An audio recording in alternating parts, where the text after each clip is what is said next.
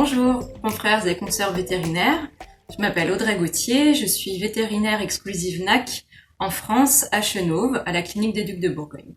Aujourd'hui, j'aimerais vous présenter comment procéder à un rinçage des canaux lacrymaux chez le lapin vigile. Le rinçage lacrymal est un geste que l'on peut effectuer au quotidien en consultation. Il est très simple à réaliser. Il est utile à la fois en diagnostic et en thérapeutique. On sait bien que tous les problèmes respiratoires, d'éternuement, de ronflement, de larmoiement, sont des problèmes très fréquents chez les lapins. Donc c'est vraiment quelque chose qu'on peut effectivement proposer au quotidien. En diagnostic, il permet ce geste de rinçage lacrymal permet de faire des prélèvements pour des antibiogrammes. Il permet de vérifier l'encombrement ou pas des canaux lacrymaux et en cas d'obstruction d'orienter plutôt vers des diagnostics dentaires avec des radiologies dentaires.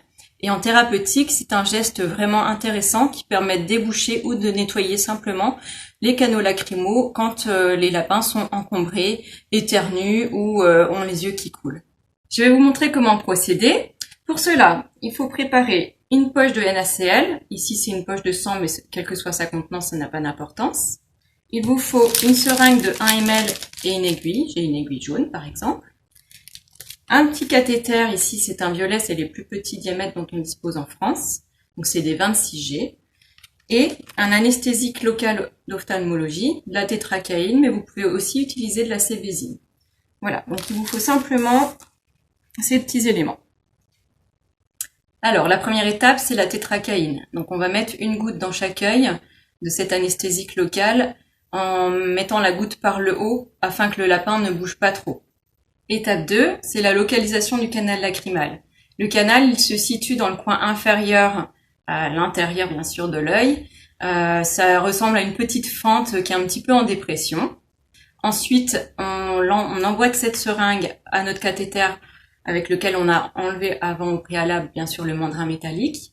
On emboîte l'ensemble, on abaisse légèrement la paupière inférieure du lapin, on visualise le canal lacrymal, on enfonce doucement la canule et en maintenant cette position-là, on appuie gentiment sur le piston et on vide la seringue. Donc le liquide, si le canal lacrymal n'est pas bouché, va s'évacuer par la narine du côté de l'œil, avec ou sans pus. Si le canal est bouché, le liquide il va remonter par le canal lacrymal. C'est là le processus aussi de nettoyage en sens inverse, quand il est un peu obstrué. Faut pas hésiter du coup, si on a une petite résistance ou si on ne le vide pas du tout par le nez, à rincer plusieurs fois. Soit parce qu'on a du pus et tant qu'il y a du pus, il faut rincer jusqu'à ce qu'on ait un rinçage limpide et clair, et soit parce que ça remonte à chaque fois par le canal lacrymal et au bout de quelques seringues, ça peut de nouveau se rincer normalement par le nez. Au bout des différents rinçages, si on a toujours une résistance, il faut stopper et c'est là qu'on mettra en place un traitement médical ou qu'on orientera vers des radiologies dentaires.